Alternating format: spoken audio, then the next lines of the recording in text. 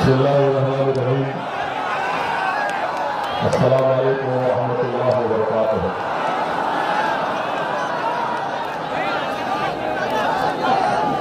बिहार प्रदेश के मजलिस इत्तेहादुल मुस्लिमीन के सदर मोहतरम बरादरन जनाब अख्तरुल ईमान साहब,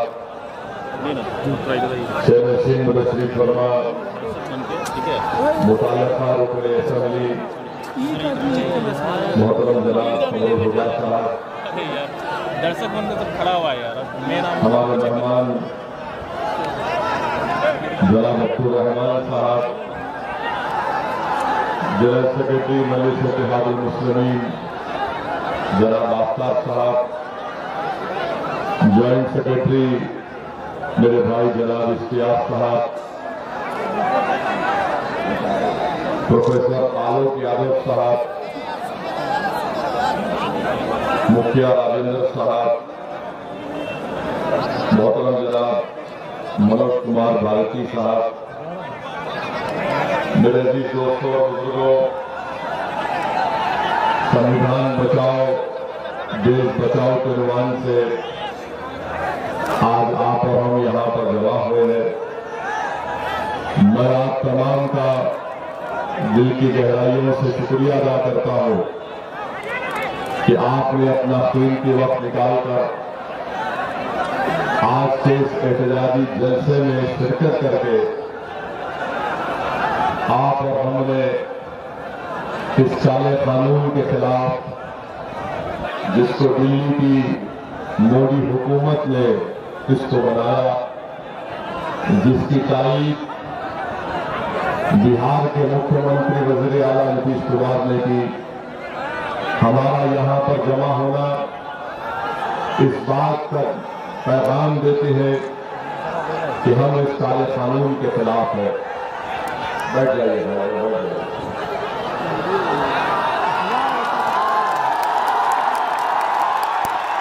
मेरे अजीज दोस्तों और बुजुर्गों,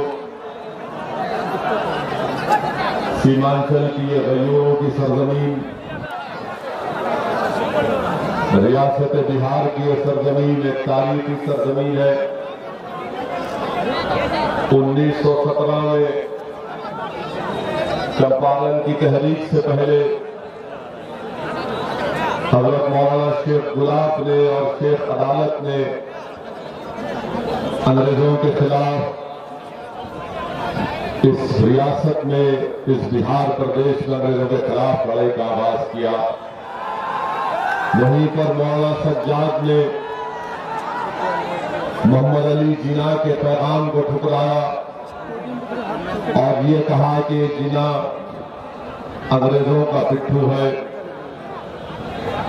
और यही मुबारक तारीखी जगह है जहां पर मोमिन कॉन्फ्रेंस हुई थी अब्दुल क़य्यूम अंसारी की, कि मोमिन कॉन्फ्रेंस ने न सिर्फ मुस्लिम लीग की मुखालिफत की, जिन्ना की मुखालिफत की, बल्कि कांग्रेस ने जो पार्टीशन के प्लान को मंजूर किया उसकी मुखालिफत की। यही वो बिहार की तारीखी सरजमीन है। जब सिविल नाफरमानी हुई तो हजरत मौलाना मंसूर एजाज, मौलाना अब्दुल बारी और उल्फत हुसैन ने सिविल नाफरमानी में अंग्रेजों के खिलाफ बहुत कुर्बानियां पेश की। यही बिहार की तारीखी सरजमीन है जहां पर खानकाह मुजीदिया और खानकाह रहमानिया के बुजुर्गों ने इस मुल्क को आजाद कराने के लिए अपनी बड़ी बड़ी कुर्बानियों को पेश किया। और इन तमाम बुजुर्गों ने अंग्रेजों के खिलाफ लड़कर इस मुल्क को आजाद करवाया। महात्मा गांधी के साथ कंधे से कंधा मिलाकर इस मुल्क की लड़ाई में हिस्सा अदा किया। और जब हमने आजादी के बाद अपने आप को एक संविधान दिया, एक आइन दिया, उस संविधान में ये कहा गया कि हिंदुस्तान में तमाम को मसावात दिए जाएंगे। और हमने जिसको संविधान को बाबा साहिब अम्बेडकर ने बनाया, उस संविधान में साफ और वाज़ेह तौर पर लिख दिया गया कि मजहब के नाम पर किसी से भी तफरीक नहीं की जाएगी, किसी से नाइंसाफी नहीं की जाएगी। जब संविधान बना तो हमारे बुजुर्गों ने फैसला लिया कि भारत का कोई मजहब नहीं होगा, भारत हर मजहब को मानेगा, भारत अगर उन लोगों को भी मानेगा जो किसी मजहब को नहीं मानते। मेरे अजीज दोस्तों और बुजुर्गों, ये वो मुल्क है सारी दुनिया में एक मुनफरिद मुल्क है जहां पर बेशुमार मज़ाहिब के मानने वाले रहते हैं, बेशुमार बोलियां बोली जाती हैं, हजारों की तादाद में तहजीब है, मगर इस भारत का ना तो कोई एक तहजीब है ना तो कोई एक मजहब है। ये भारत की खूबसूरती और उसकी ताकत है। मगर हमारे मुल्क के वजीर आजम ने सिटीजन अमेंडमेंट एक्ट, शहरियत तरमीमी कानून को बनाकर एक ऐसा काला कानून बनाया कि जो काम बाबा साहेब अम्बेडकर ने नहीं सोचा, जो काम नेहरू ने नहीं सोचा, जो काम इस बिहार के राजेंद्र प्रसाद साहब ने नहीं सोचा, वो काम हिंदुस्तान के मौजूदा वजीर आजम नरेंद्र मोदी ने कर दिया कि मजहब की बुनियाद पर मुल्क को चलाने का काम।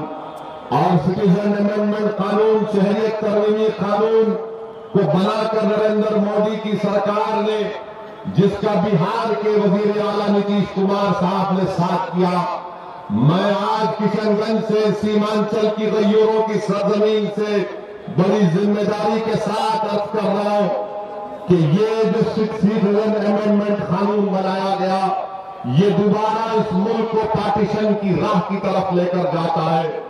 हमने मोहम्मद अली जिन्ना के पैगाम को ठुकराया, और क्यों ठुकराया? हमने पाकिस्तान को अपना मुल्क नहीं माना, हमने भारत को अपना देश माना, और इसीलिए हम यहां पर रुके। और आज जो हम यहां पर जमा हुए हैं, जो एहतजाज कर रहे हैं, याद रखो, मैं बीजेपी और नीतीश कुमार के उन तमाम लोगों से कहना चाह रहा हूं, बल्कि जिनके दिलों में करता परस्ती भरी हुई है, मैं तुमसे कहना चाह रहा हूं कि हम यहाँ पर इसलिए नहीं जमा हुए कि इससे मुसलमान को नुकसान पहुंचेगा। हम यहाँ पर इसलिए जमा हुए कि हमको संविधान को बचाना है। जब संविधान बचेगा तो देश बचेगा, अगर संविधान नहीं बचेगा तो फिर देश नहीं बचेगा। मेरे अजीज दोस्तों और बुजुर्गों, ये मसला सिर्फ मुसलमानों का नहीं है, ये मसला सिर्फ हमारे दलित भाइयों का नहीं है, ये मसला सिर्फ हमारे आदिवासी भाइयों का नहीं है, ये मसला हमारे हिंदू भाइयों का मसला नहीं है, ये मसला सिर्फ हमारे सिख या ईसाई भाइयों बहनों का नहीं है, बल्कि ये मसला ऐसा है जिसका राज ताल्लुक हिंदुस्तान के 120 करोड़ जनता से है। अगर आज भारत की जनता खामोश हो जाएगी, इस काले कानून पर अगर अपनी आंख बंद कर लेगी, अपनी जबान को गूंगा बना देगी, अपने कानों को सुनने की तासीर से खत्म कर देगी, तो याद रखो, आने वाली नस्ल हमको और तुमको माफ नहीं करेगी। जब आने वाली नस्ल हमसे पूछेगी कि ये बापू और अम्बेडकर के मुल्क में कैसे मजहब के नाम पर इस मुल्क को बांटने की कोशिश जब की जा रही थी, तो तुम आवाम खामोश क्यों बैठी थी? इसीलिए हम यहां पर जमा होकर दुनिया को बता रहे, देश की जनता को बता रहे, नीतीश कुमार को पैगाम दे रहे, हिंदुस्तान के वजीर आजम नरेंद्र मोदी को पैगाम दे रहे कि आपने जो कानून बनाया वो संविधान के खिलाफ है, वो हमारे मुजाहिदीन आजादी के ख्वाबों के खिलाफ है, और हमने अपने आप को आजादी इसलिए दी थी कि इस मुल्क का कोई मजहब नहीं होगा। वजीर आजम नरेंद्र मोदी ने ऐसा कानून बनाया कि सबको शहरियत दी जाएगी सिवाय मुसलमानों को। मैं वजीर आजम से पूछना चाहता हूं, मैं नीतीश कुमार साहब से पूछना चाहता हूं, आखिर आपको मुसलमानों से इतनी नफरत क्यों है? आखिर आपको इतनी नफरत क्यों है मुसलमानों से? क्या हमने खून नहीं बहाया इस मुल्क की आजादी के लिए?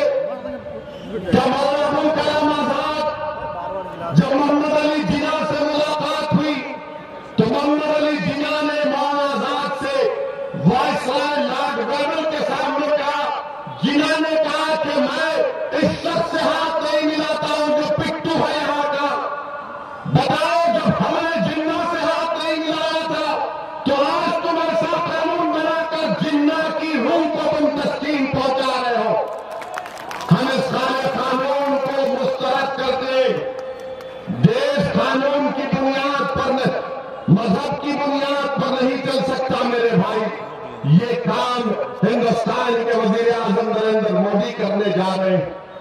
तमाम बीजेपी के लोग कहते हैं मुसलमानों को फिक्र करने की जरूरत नहीं है, डरने की जरूरत नहीं है। सुनो संघ परिवार के लोगों, सुनो बीजेपी के जिम्मेदारों, हमको किसी से डर नहीं लगता। हमको ना मोदी से डर लगता है, ना हमको नीतीश कुमार से डर लगता है, ना हमको लालू प्रसाद यादव से डर लगता है, ना हमको राहुल गांधी से डर लगता है। अगर हमको किसी से डर लगता है तो जमीन और आसमान को बनाने वाले से डर लगता है, हमको डर नहीं लगता। अगर हम यहां पर जमा हुए तो डर की बुनियाद पर जमा नहीं हुए, याद रखो। हम यहां पर जमा हुए तो उम्मीद के ऊपर जमा हुए। अगर हम किशनगंज के इस मैदान में जमा हुए तो डर की बुनियाद पर नहीं, बल्कि मुल्क को बचाने की बुनियाद पर जमा हुए। अगर हम यहां पर हिंदुस्तान का कौमी तराना पढ़कर अपने जलसे का आगाज करते तो डर कर नहीं, मुल्क से मोहब्बत के नाम पर हम कौमी तराना पढ़ते और पढ़ते रहेंगे। अगर आज के इस जलसे में हमारा तिरंगा नजर आ रहा है तो अपनी वफादारियों को दिखाने के लिए नहीं, बल्कि उन लोगों से तिरंगा छीन कर बता रहे कि अब तिरंगे को बचाना है, इसलिए हम इस तिरंगे को उठाकर इसको बुलंद रखेंगे। मेरे भी दोस्तों और बुजुर्गों, आज आपको पैगाम देने के लिए मैं आया हूं। ये कानून हमारे भारत के संविधान के खिलाफ है, ये कानून अंबेडकर की सोच के खिलाफ है, ये कानून गांधी की कुर्बानियों के खिलाफ है, ये कानून राजेंद्र प्रसाद के ख्वाबों को चूर करता है। इसलिए मैं किशनगंज से भारत की आवाम से अपील करता हूं कि इस कानून को मुस्तरद करो, रिजेक्ट करो, ये मुल्क के मफाद में नहीं है। और बीजेपी के लोग वजीर आजम रामलीला ग्राम दिल्ली से कहते हैं कि एनआरसी की बात ही नहीं है। अमित शाह दूसरे दिन कहते हैं अब एनआरसी नहीं है। आज रविशंकर प्रसाद जो पटना के रुकने पार्लियामान है, इंडियन एक्सप्रेस अखबार में एक और बयान देते हैं, पहले नोटिफिकेशन आएगा, फिर उसके बाद देखा जाएगा, जो डेटा जमा होगा वो देखेंगे कि रियासती हुकूमतों को कैसे उसको इस्तेमाल करेंगे, क्या करें। मैं आपको एक बात बता रहा हूं, बीजेपी और वजीर आजम कहते हैं कि मुसलमानों को फिक्र करने की जरूरत नहीं है। नीतीश कुमार कहते हैं कि मुसलमानों का कोई नुकसान नहीं है, नुकसान है। जब भारत का नुकसान होगा तो मेरा नुकसान नहीं होगा क्या? जब भारत के संविधान की धज्जियां उड़ाई जाएंगी तो मुझे नुकसान नहीं पहुंचेगा। मैं पार्लियामेंट में भी इस सवाल को उठाया और आज आपके दरमियान में खड़ा होकर इस सवाल को उठा रहा हूं। बताओ वजीर आजम, बताओ बिहार के चीफ मिनिस्टर, आसाम में एनआरसी हुई और 19 लाख आवाम के नाम आसाम के एनआरसी में नहीं आए, जिसमें से 5 लाख मुसलमान, बाकी हमारे गैर मुस्लिम भाई और बहन है। क्या बीजेपी ने यह प्रोग्राम नहीं बनाया कि आसाम में मुसलमानों को छोड़कर खासतौर से 5,40,000 जो हमारे आसाम में हमारे हिंदू भाई जो बंगाली जबान बोलते हैं, उनको भारत की शहरियत दी जाएगी, नागरिकता दी जाएगी। उन पर जो फॉरेनर्स ट्रिब्यूनल में मुकदमा चल रहा है वो खत्म हो जाएगा, जिसका जिक्र इस कानून में है। और किस तरह मुकदमा चलेगा? फिर वो 5 लाख मुसलमान जो बंगाली जबान आसाम में बोलते हैं, उन पर मुकदमा चलेगा, उनको डिटेंशन कैंप में डाला जाएगा। बताओ नीतीश कुमार, बताओ नरेंद्र मोदी, क्या ये हमसे इंसाफ हो रहा है या नाइंसाफी हो रही है कि आसाम में बंगाली हिंदू जो हिंदू है उनको आप सिटीजन अमेंडमेंट एक्ट के तहत शहरियत देंगे, और आसाम में जो 5 लाख मुसलमान के नाम नहीं आए उनको आप कहेंगे तुम घुसपैठी हो, तुम दीमक हो।